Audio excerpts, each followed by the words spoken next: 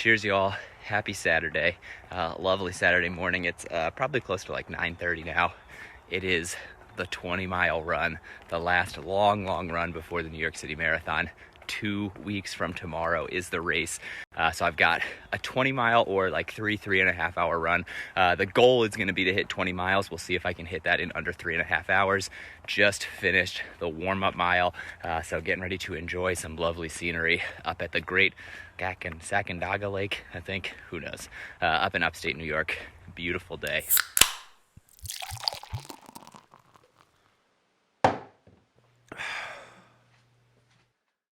Cheers, y'all. How's it going? This beer tastes like sweet victory after a couple major accomplishments that took place over the last couple weeks. First and foremost, because of all of your generosity and your support, I have officially crossed the minimum donation threshold that I needed for the charity that I will be running with. $3,500 for Athletes to End Alzheimer's. So a massive thank you to all of you. Accomplishment number 2, I survived my 20-mile training run. And I would say I thrived during that training run. That's another huge accomplishment because, as you know, my training's been kind of up and down. So I was very nervous jumping the mileage up to 20 miles. I figured it would be a good indicator of how the marathon is gonna go. All of that being said, today's video is going to be split into 3 parts. I've got the chapters below in case you wanna skip through anything. But the first part, crossing that donation threshold. I bumped that 3,500 limit up to 4,000. Let's see how much more money we can raise until then. But part of crossing my donation threshold means that I got my official singlet for race day. So I will be showing that off in just a second. Very excited about the race day gear. It is my favorite color, orange. So I think it is going to A, look incredible for the race, but B, also hopefully make it easy for folks to spot me out on the course. But like I said, I'm at the $3,500 mark, trying to get to 4,000 now, or just seeing how much more money we can raise before the race. As a reminder, I'm still selling these New York City 2021 I Run on Beer sweatshirts. $40 a piece. All of the proceeds are going directly towards the charity. I have the pre-order form down below, or if you'd like to donate, I have a link to the fundraiser down below as well. And if you're unfamiliar, there are different donation tiers. Depending on how much folks have donated, they can unlock different tiers. Some folks got free sweatshirts for how much they donated, but one of those tiers is a thank you in some of my YouTube videos, and I have been slacking behind on those thank yous, so I have a few specific people that I need to thank, again, for hitting that tier that allows you that YouTube shout out. But before I jump into those, I think it is time to showcase the race singlet. So just give me 1 second to get ready. And there you have it, the Caring Kind Athletes to End Alzheimer's singlet. Super comfortable, super lightweight. I'll be interested to see what the weather's gonna be like on race day. Worst case scenario, I might just wear a long sleeve underneath this, or I might even just wear arm sleeves if I can get away with it. But the tank top feels very soft, like I said, super lightweight, bright orange, my favorite color. Caring Kind Athletes to End Alzheimer's team. I also really enjoy, if you can see it, the patterns that they have on the side. It's like some blue and white stripes. And then of course you've got the New York City Marathon logo on the back as well. So just super pumped about the singlet. I am in for the race. Everything is falling into place. Now it's just ironing out some of those last minute details. So some of those details, I owe a lot of people some words of thanks. So starting off in order again at like the tiers of donation thresholds I have. The first tier for getting the YouTube shout out is the Pale Ale tier. That is anyone who has donated $50 or more. Got to give a massive shout out to my good friends Jay and Carson, Terrence Murphy, and Liz Strauss. Huge thank you to all of you for joining the Pale Ale tier and helping me hit that $3,500 mark. Next up, I've got my double IPA tier. That is anyone who has donated at least $100 towards my fundraiser. Huge thank you to all of you. I've got my sister Hannah, my Uncle Fred and Aunt Linda, my cousin Carly, Donna McGrower, and I have to give a particularly special shout out to Joan Kuzma. If you have not yet watched my Smutty Nose race recap, definitely watch that. Joan and I actually got to run together. It was her first half marathon, so a huge shout out to her, but also a massive thank you for contributing to the fundraiser. And last but most certainly not least, the barrel age supporter tier level. This is anyone donating $250 or more, so I have to give a particularly special shout out to my mother-in-law, Liz White, as well as my sister and her fiance, Sophie and Jeremy. Huge thank you. I mean, it just means the world for anyone would contribute to this fundraiser, the sheer number of people who have contributed, but also the number of people that made it to that barrel age support tier. We are just across the $3,500 threshold, but I think we can do more before Sunday. So if you would like to donate, again, the link is down below. Or if you want to donate and also get a little something for yourself, you can purchase one of those New York City 2021 I Run on Beer sweatshirts. All right, so next up, let's get into the long run, the 20-mile run to cap off the training season and mark the turning point as we begin this taper, which I happily now find myself in. But like I said, this training cycle has had a ton of ups and downs, particularly when it has come to my long runs. Just being away and having prior commitments so many weekends made it very, very challenging for me to keep up with particularly the long run portions of my training. I really tried to work with my coach over the last few weeks, especially since the Smutty Nose race, to just make sure I was getting those miles in, just to put some real stress, get some real mileage under my legs before race day. And that all culminated with the 20-mile run this weekend. It wasn't specifically supposed to be a 20-mile run. 20 miles is always the mark that I like to hit before marathon. Again, I just think it's a good distance to say like, okay, great, I made it. So the run itself was actually supposed to be like 3 to 3.5 hours, just an endurance run, just out there. Again, the point was just to log the miles. But what made this a little bit tricky was my wife and I did have another commitment this weekend. Surprise, surprise.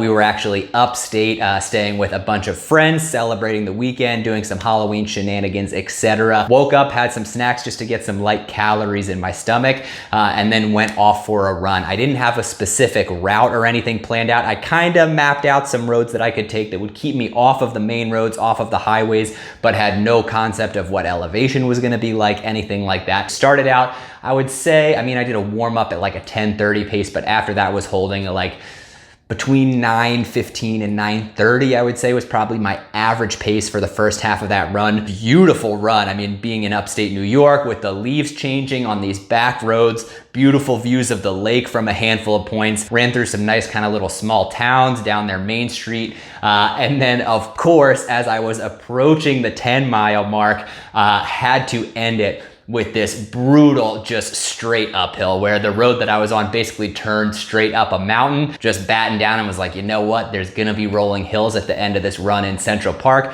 Might as well get some hill training under my belt during this 20-miler as well. Pace was really good at this point. I kind of knew, okay, I'm gonna be closer to the 3-hour mark as opposed to 3.5. And my legs were still feeling very good at this point. So I made it my goal to pick up the pace a little bit for the second half, try to negative split that 20-miler. Again, this was also sort of a dress rehearsal for the race. So I just wanted to see how that felt transitioning between different paces and how my legs would feel at the end if I was trying to pick up the speed a little bit along the way. I would say my biggest fear going into New York City is just the fatigue that sets into your muscles, especially from like mile 22 through 26.2. That is the part that I typically have the most difficulty with during the marathons. I'm also hoping, because this is my first road marathon that I will be running since I've started training for ultras. So I did the Bandera 100K in 2020, and then of course attempted the Mohican 100 miler this June. But I'm hoping all of those kind of high mileage training blocks as well will make me, or will hopefully be pleasantly surprising to me in how well my legs hold up during the race. I have had some pretty rough finishes for marathons in the past, so I would say that is what I'm most nervous about. But as I kind of rounded the corner, turned around, headed back home, again, started to pick up the speed for the second half of that run. I was probably trying to hover around like an 8:30 pace, kind of what I have in the back of my mind as what I might want to shoot for, maybe a little bit under that, closer to 8:15. We'll see. It's really going to depend on how I'm feeling during the race, but was happy that I could hit 8:30 and kind of maintain speeds along there. Again, it's up and down hills, and I wasn't like solely focused on pace. I was just kind of trying to run by feel and trying to keep myself comfortable, and my legs were still feeling very good at this point. I would say the kind of fatigue didn't really kick in really until like mile 17, 16 or 17, and it's nothing like to write home about, nothing crazy, just sort of that like that slight soreness you start to get in the hamstrings, maybe a little bit in the glutes. Overall, the run went great. I actually finished 20 miles in just under 3 hours, but felt very, very good, and that was a huge confidence booster in preparing for New York City. Like I said, this was sort of a dress rehearsal for the race. So if everything goes as well as it did during this training run, I think I will be in amazing shape for New York City itself. So as we start to look forward to the actual race and what the plan is gonna look like, what the strategy is gonna look like, the nice thing is the next 2 weeks of training, or the next week and a couple days of training, very, very light. I have one more long run this weekend. It'll probably end up being somewhere between 10 and 13 miles. Keeping up with some strength training as well as some light speed work, nothing crazy, just a little bit faster than endurance pace, just to keep my legs loose towards the beginning of next week. And then just mostly rest days or incredibly easy runs just to keep my legs loose before the race next Sunday. I cannot believe we are under 2 weeks until race day, and I am just getting so excited. I will pick up my race bib and all of that great stuff at the expo on Thursday. So I'm happy that I will have that. Friday, I am going to maybe be doing like a live stream with everyone, kind of like a live happy hour to cheers before the race and answer any questions any folks have about the plan for the race, etc. Go over some of those last minute details. On Saturday, just taking it easy, just relaxing for the whole day. And then of course, Sunday is going to be race day. So very excited in terms of strategy, specific plan for the race. This could change as I put a little bit more time and effort into ironing out a more specific plan. But I mentioned I kind of have like that 8:15, 8:30 in my head right now is what I would like to shoot for. I think my goal is going to be to start relatively conservatively, probably around that 8:30, if not even like an 8:40, 8:45 mark, again, just to make sure that I'm taking it easy and conserving energy, especially in those first couple miles going over the Verrazano Bridge.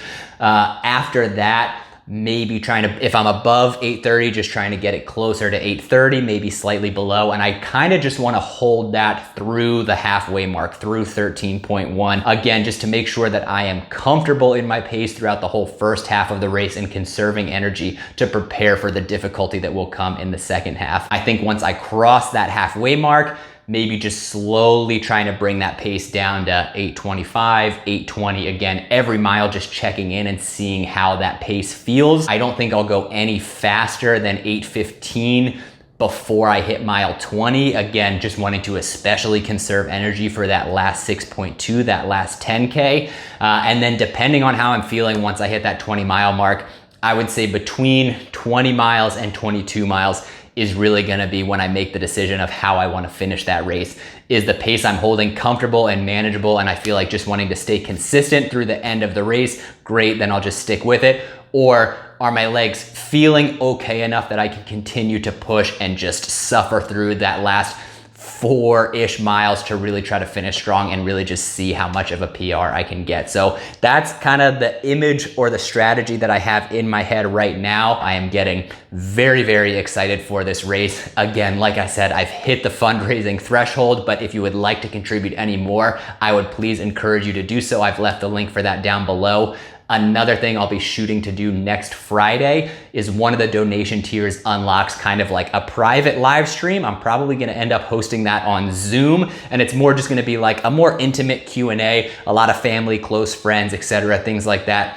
That'll be kind of the precursor to the live happy hour to answer specific questions that those folks might have. Again, just thanking everyone for all the contributions, just continuing to celebrate all of you for all of the support that you've shown me. I cannot put into words how excited I'm slowly and more rapidly becoming for this race. I am just so excited to tackle the New York City Marathon. And it's thanks to you all that I'm here and gonna cross that starting line and hopefully cross that finish time in a celebratory amount of time as well. So getting very excited. Lots to do in the next week plus a couple days, but I'm hoping to have plenty of more videos to come out. I'll have more details next week about how to track me. If you download the app, you'll be able to follow me along during the course. If you're gonna be out spectating, I hope you will look for me. I'll be in the bright orange Caring Kind tank, which should be easy to spot. And if you're able to, please get some videos for when I put together the recap video. Make sure you film it horizontal for YouTube as well. I'll try to collect videos from folks after the race to compile into the final footage, but just very excited for the race. Itching to get started, itching for next week to be here so I can just start counting down Monday, Tuesday, Wednesday, getting ready for the race, and looking forward to seeing you all next week leading up to the race, and of course celebrating with you after. So thank you again for all of your support, and I look forward to seeing you around. Cheers.